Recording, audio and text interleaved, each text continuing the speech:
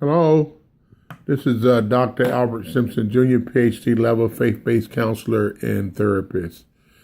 Uh, Thank you for joining in with us. Today, I'd like to speak to you about the temperament and the temperament traits. And temperaments was originally looked at and many years ago from the Greek scientist. Um, his name is Hippocrates, and also you had Galen, and all of these scientists who came together and they did the research, and they looked at temperament as a way of one's behavior and why do they do the things they do. And saying that they looked at it and they named it humors, Humor. It's the laughter part of us, but also is the fluids, body fluids that they attributed to our behavior, and it does with the equilibriums and the fluids of our body. And those fluids was named temperaments, and the temperaments is choleric, melancholy, phlegmatic, sanguine, and the fifth one is supine, but they dealt with the four ones, and the Ernals came on, and God blessed them to add the fifth temperament, so it has been accepted, as also a temperament trait that the individuals can measure and score, from their behavior, and has been accepted as a part of the clinical reviews. And it's a very effective tool that we use here in Christian counseling. And individuals, when you want to know who you really are, we can mask behavior, we can mask personality. But the temperament has a way of circumventing that mask and then looking at the internal part of us to see who we really are. What are those internal, deep-seated roots and blocks? So it has abilities, to do that, to score in each one of those areas. And temperament traits are your inclusion, your control and affection part of it, and talking about surface relationships, or talking about control and power, or talking about affection, who are in your closest circle, who are you very close to, intimately close to, that you really trust, and not only that they really is very strong within your heart.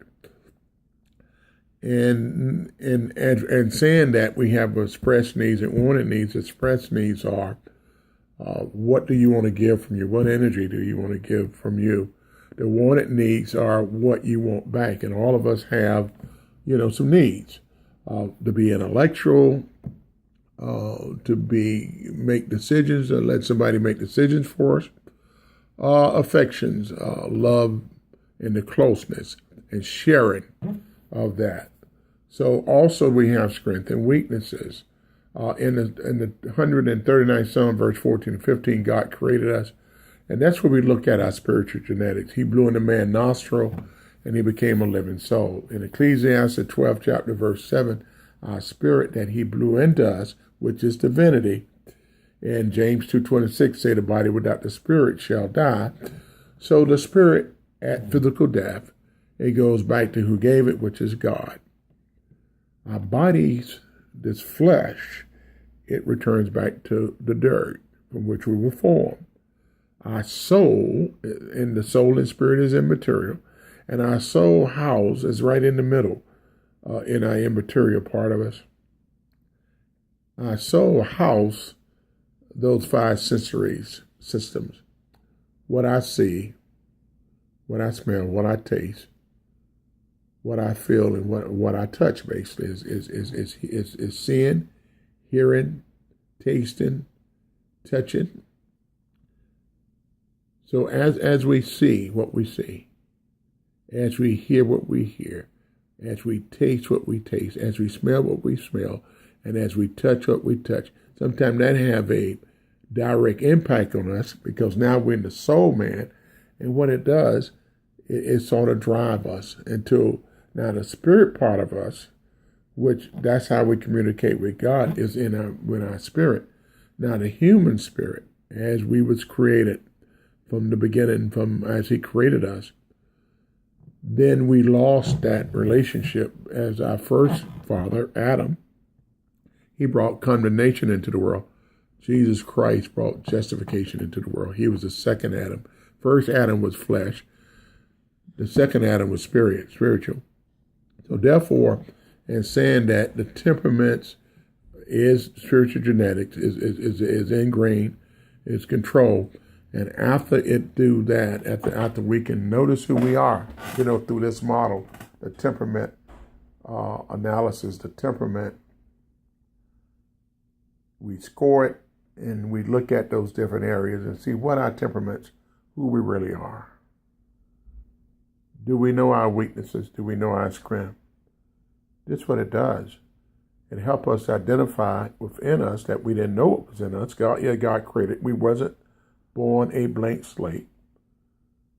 We was born with temperaments. He created. We were somebody and we are somebody. So we did automatically gravitate or adapt to our environment. We adapted to our environment and through our growth and development stages, because what he put in us, that's who we really are. So we're getting back today, and we want to talk about today what is really in us. Do we know who we are? Do we know why we behave the way we do? We are blessed. God blessed us with a brain and the nervous system. We have the left and the right hemispheres of the brain. We also have the neurotransmitters who, in the dendrites, who communicate messages from the body to the brain.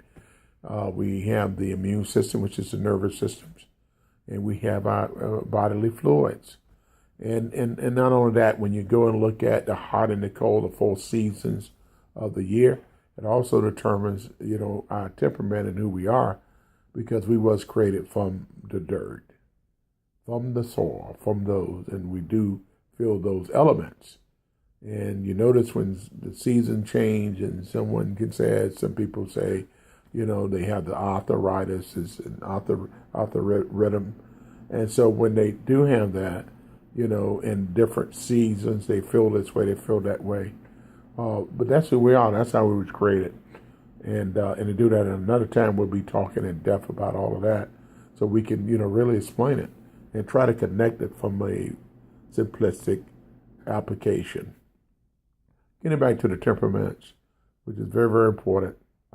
If your job, you want to perform well, or you want a career job, and you're trying to find out what is very suited for you. So we have different categories, 3 different categories. One is clinical, which is treatment. The other one is personal, that you want to know who you are from a personal personification. And the next one is human resources, where HR, want to know who you are and where to best place you with your talents and how you would be contribution and be productive. Because some people, they work best by themselves. They work best by performing tasks. They're not a team player in terms of working with other people. And some people aren't, they don't want to manage anybody. They don't want to control anybody. They don't want to give anybody an advice. But they do their own stuff, their own thing from an individual. So that's very important for HR to know. You could have the skills and be very productive, but you just don't want to lead anybody. You want to take on those responsibilities. From a personal standpoint, I need to know who I am. I need to know my intro, personal, my mind, the way I think, and then also I need to know my, can I interact? That's an inclusion part of us. How my social, intellectual energies. So in the temperament and clinical is always, when we look at temperament and we use that, we can tell where the problems are. And then we know who the healer is. His name is Jesus, and the power of the Holy Spirit, the third person of Godhead, that we can surrender, that we can be healed in those areas, because we can't be healed on our own. Medication won't do it. Psychotropic drugs, antidepressants won't do it. It just stabilizes. And I do understand those other chronic disorders like schizophrenia, bipolar, OCD, obsessive compulsive disorders, identity crisis. multiple identity trying to identify who we are. We had taken on different personalities. Maybe, there's some addictions, whether they're sexual, gambling, alcohol, shopping, or eating. Whatever is controlling you, like we say the stupor, whatever controlling you. So there are different areas that we can penetrate and that we need to know who we are. Now, from a professional standpoint, as we collaborate with the secondary counselors, because we are looking for causes, they are looking for symptoms. The basic try to tell them what the causes is, and we always got to go to the root of the problem, but our treatment plan is the scriptures and the power of the Holy Spirit and our APS tool that we use for temperaments.